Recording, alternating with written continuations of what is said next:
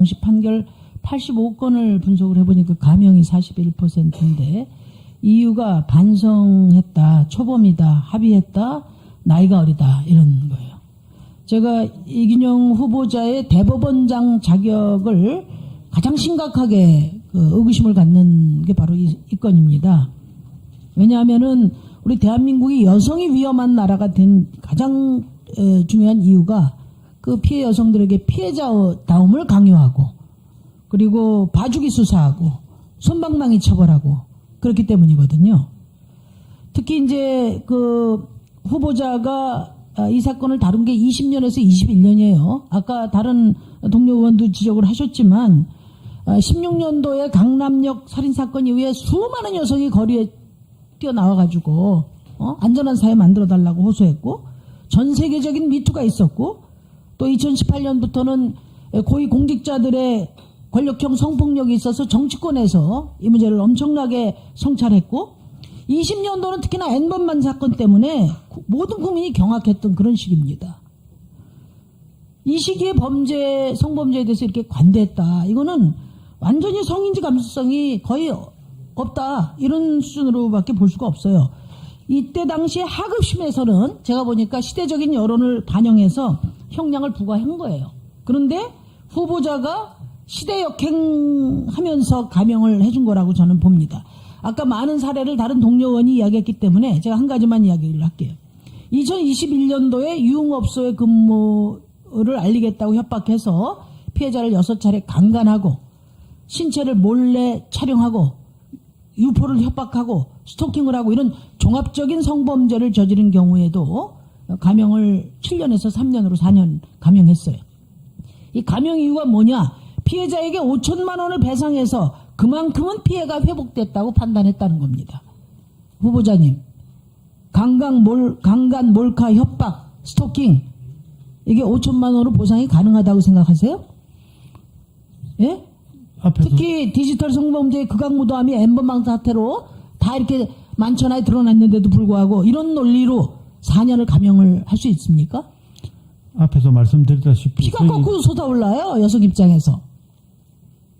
말씀해 보세요. 예, 앞에서 말씀드렸다시피 저희들은 항소부 형사부 재판 합의부로서 서로 신중하게 생각해가 결론을 내렸습니다. 그러니까 그게 기계적인 법리 판단만 하셨으니까 다만 그 아까도 얘기했지만 사회 정의를 책임져야 될 대법원장 후보자로서는 부적격하다는 얘기예요. 그러니까 저희들은 성범죄에 대해서 나름대로 비교적 무거운 형을 선택했다고 당시에는 생각했습니다.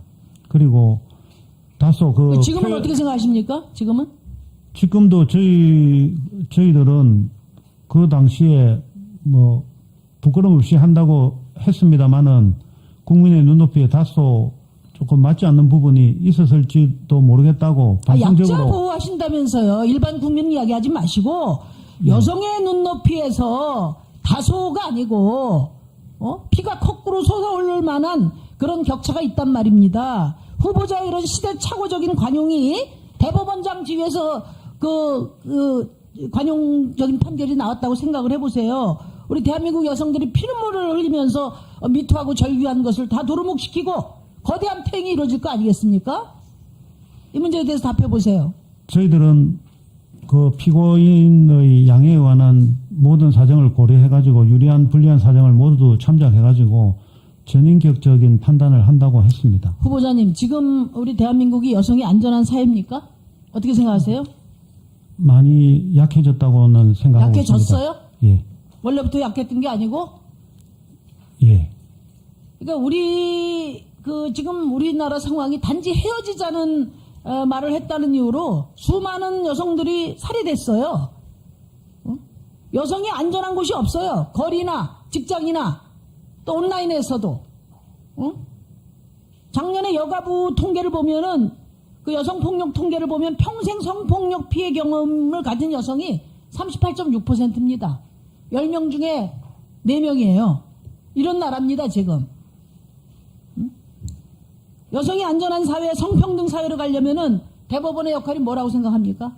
구체적으로 고민하신 게 있어요? 예, 형사 재판을 담당하는 판사들이 우리 사회가 약자들이 살기에 더 어려워진다면 형사 담당 사법부에서 형사재판을 담당하는 모든 판사들이 사실은 어느 정도 책임이 있다고 생각하고 있습니다. 저는 그 세 가지가 중요하다고 보는데요. 특히 대법원에서 두 가지는 꼭 하셔야 된다고 생각하는데, 첫째, 이 성폭력 범죄에 대해서는 무관용의 원칙이 필요합니다. 어떻게 생각하세요? 예? 가해자는 감옥으로 가고 피해자는 일상으로 와야 돼요. 미국의 경우에 아동 성범죄자에게 4,060년형을 선고한 사례도 있어요. 근데 우리나라는 세계 최대 아동 성착취물 사이트를 만든 사람 고작 18개월 복역하고 내보냈단 말이에요. 이게 말이 됩니까? 두 번째는 성적 자기결정권을 존중해야 돼요. 폭력이나 협박이 기준이 아니고 동의 여부를 기준으로 강간을 평가해야 된다고 보는데, 그 점에 대해서 어떻게 생각하십니까? 저는 그런 방향성은 상당히 수긍할 부분이 많다고 생각합니다만은, 현재 그래도 재형법정주의상 형법의 구성 요건이 성적 자기결정권을 토대로 입법화돼 구성 요건이 구성되어 있지 않기 때문에, 지금 국회에서 법이 그렇게 지금 제출돼 있는데, 예, 그 성적 자기결정권에 입각해서 예. 동의 여부를 기준으로 강간을 판단하는 그 법에 대해서 동의하십니까? 저는 그 방향이 지금 전 세계적인 추세인 것으로 알고 있고, 예. 그 방향으로 가야 되는 것이 아닌가 생각하고 있습니다. 그거는 국회에서 의원님들께서 우리 사회에 과연 지금 현재 시점에 그 구성 요건이 딱 필요한 시점인지 우리 사회의 정세를 봐가지고 결정해 주실 것으로 생각하고 있습니다. 저는 그 방향에는 예, 그 부분에서도 동의하는 부분이 많습니다. 그런데 아무래도 지금 말씀하신 제가 다루는 사건 가지고 연결시켜서 말씀드리자면 1심과 2심은 기본적으로 양형을 보는 입장이 조금 다릅니다. 그래서 1심은 재판부가 많고 고등에서는 성범죄를 담당하는 재판부가 3개 정도밖에 없습니다. 그래가지고 그 양형 편차를 그래도 피고인에 따라서 이 서울고등법원 관내 여러 1심 법원에서 한 양형에 편차가 생기는 것은 그걸 편차를 없게 해주는 것이 고등형사부의 기본 책무이기 때문에 저희들이 감형을 하고 그럴 수는 있습니다만은 지금 현재로는 제가 알기로도 거의 무관용에 가깝게 형이 선고되고 있는 것으로 알고 있습니다.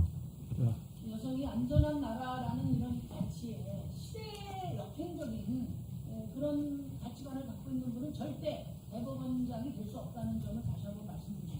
이 점을 잘 그렇게 생각하셔야 됩니다. 예, 심상정 의원님 수고하셨습니다. 다음 존경하는 이수진 의원님 질의해 주시기 바랍니다.